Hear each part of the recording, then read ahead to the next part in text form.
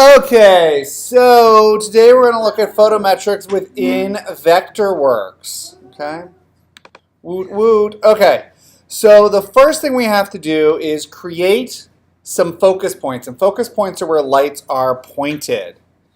Okay, so what I like to do is I like to put those on their own class. So I'm going to double click so I can create a class, and I'm going to call it focus points.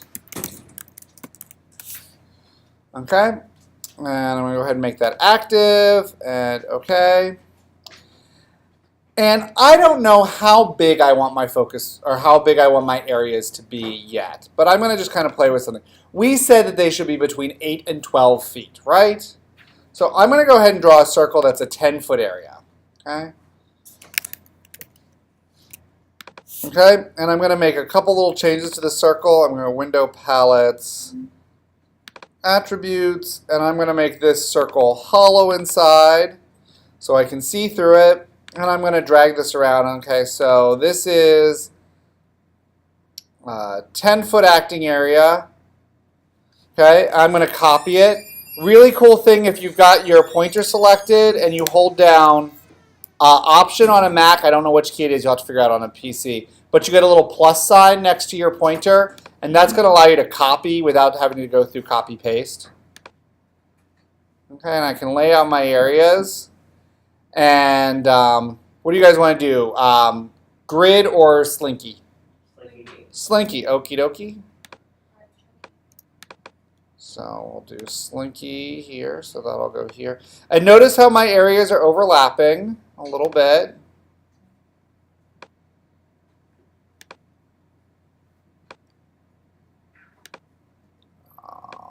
We're going to need one more kind of column here. So I don't have an area, something's going to be dark.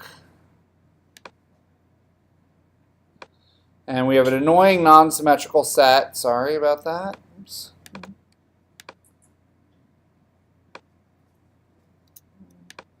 Okay, do you guys see how I'm laying out my areas here? And you can go, oh yeah, this is good, or oh, that's too many, or whatever. You know, like the desk, you know, it'd be really nice if that desk was kind of more, you know, was right in the center of an area, but it's not. So I might have to add a special later on for the desk.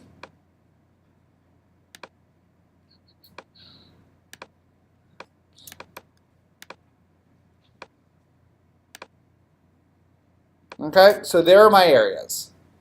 Now I can't point a light at them yet because Vectorworks doesn't know what they are. So we actually have to call them focus points.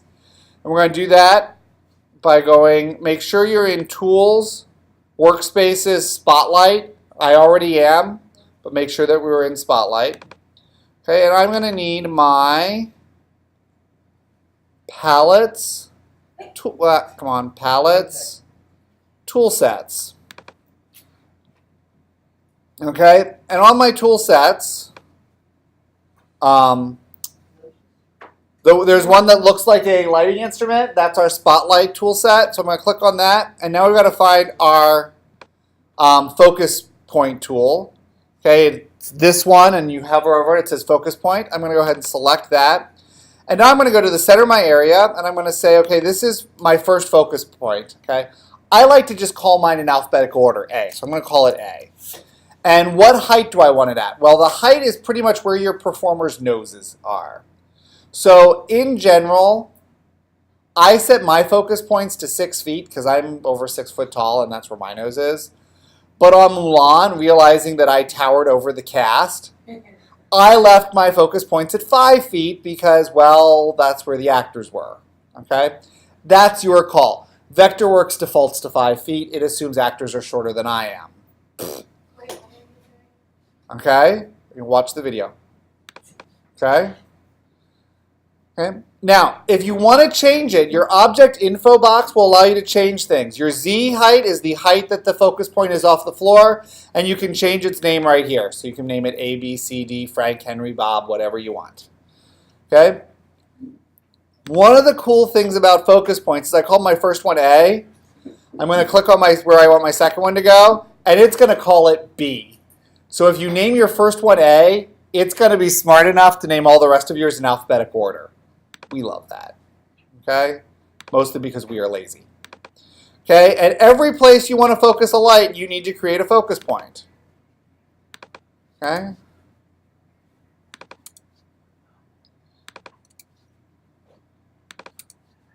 Now, when I get to my next one, to this one, now I'm up on the platform, and that's a 6-inch tall platform if you look at this in 3D. So I'm going to change my focus height to 5'6" because an actor standing up there is going to be 6 inches higher, right? Does that make sense? Okay.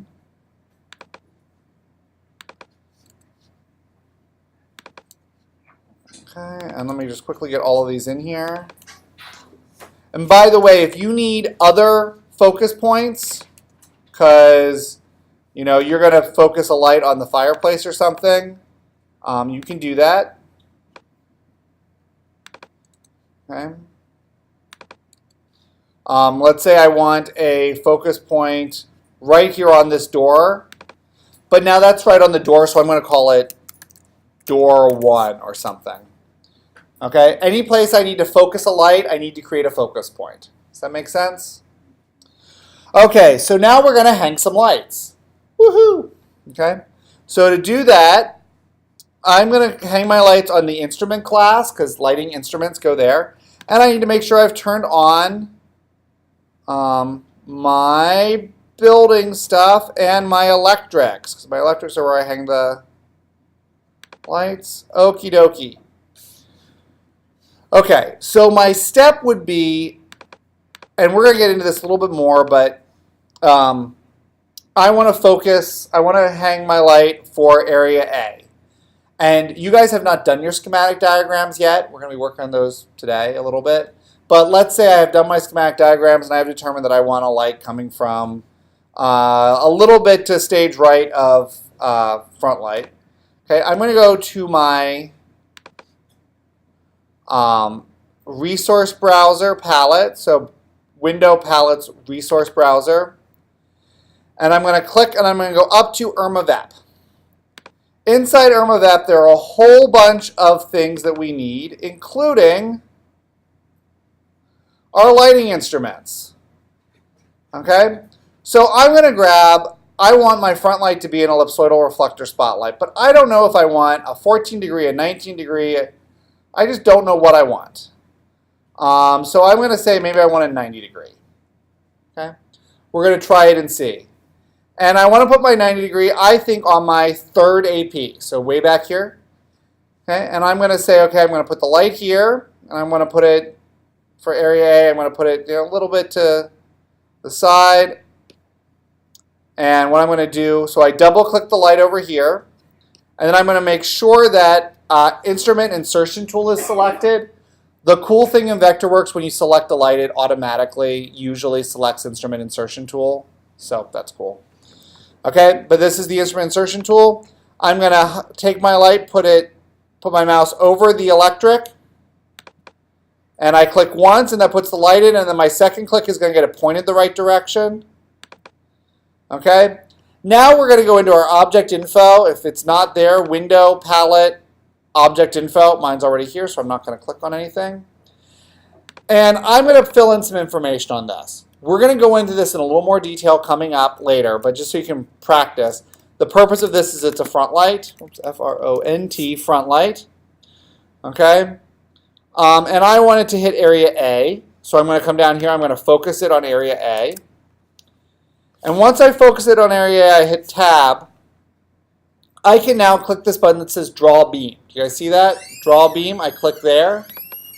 Okay? And I look at that, and here is my circle of the light, my drawn beam. Okay? What do we notice about this?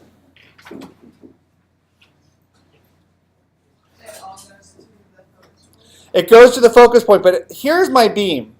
Is that about 10 feet across?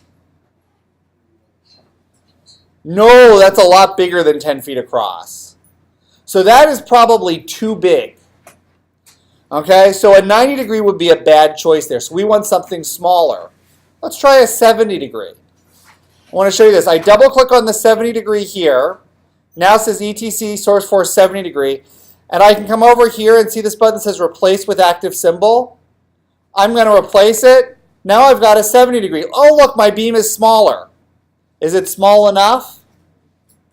No. So I can keep going through till I find the right answer. Well, let's just try a 26 degree.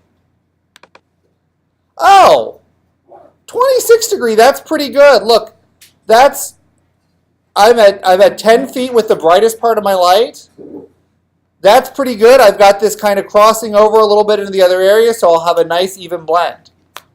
Okay, so a 26 degree is going to be a good light from that position to light area A in this setup. Now, depending on where your stuff is, that's going to make a big difference. And, it may not be a 26. It might be a 36 degree. It might be a 19 degree. It might be whatever. Okay? But you guys see how you can play with this to see what it looks like.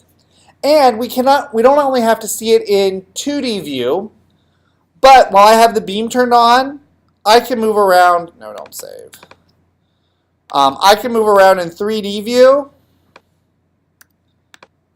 and get a good idea of what that light coming in is going to look like. One of the warnings, okay, I'm going to do something here. I'm going to go back to my top view. I'm going to take that same light and I'm going to have it focus on area O, okay, way upstage here. Okay. Okay, oh, that's too wide of a beam. I should probably make it a 19 degree. That's probably still going to be too wide of a beam. Yeah, but I think 19 is the smallest I've gotten here. Oh, no, I've got a 14. Okay, 14 degree is not bad. Okay, I'm going to move around into 3D view, though, and I want to look at something. I suspect I'm going to have a problem. So I'm going to look at this from the side. Oh, I don't. Oh, score. Okay, because notice we have this false proscenium arch here. And I was afraid that from that angle, I was going to have the light going through the false proscenium. Vectorworks is very smart. But Vectorworks, in a quick draw mode, does not know that lighting can't go through solid objects. Yeah, it doesn't know that. So it will happily say, why, yes, you can get a light up there. But if there's a solid object in between, Vectorworks doesn't care. It will eventually.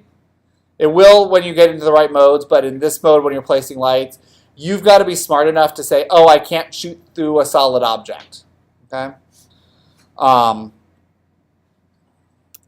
view. Okay, the other thing, if you say, yeah, I kind of like that, but I want to move the light. The light, I love that, but I want to move the light over to here. I think it would be much better coming from the first.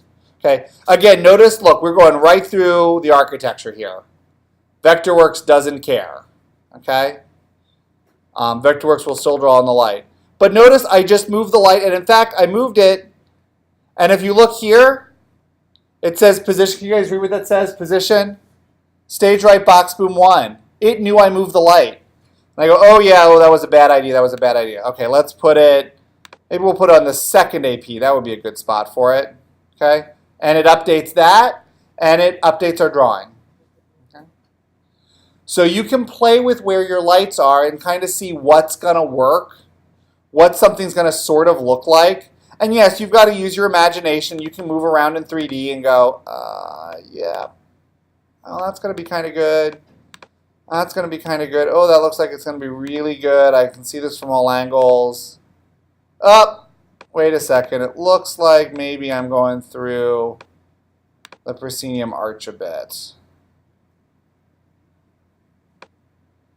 Yeah, I'm going through the proscenium arch a little bit. That's going to cause a shadow, so maybe I want to move the light. Does that make sense?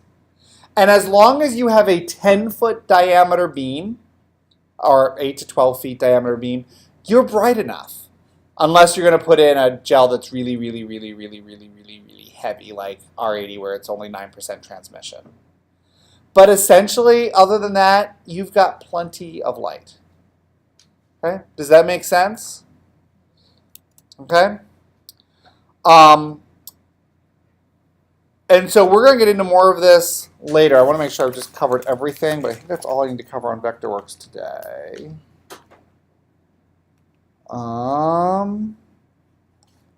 Yep, that's all I need, because we're going to cover this in much more detail March 10th, but I want you guys to get a preview so you can play with it. Let me stop the video recording and then we'll talk about our little exercise in class today.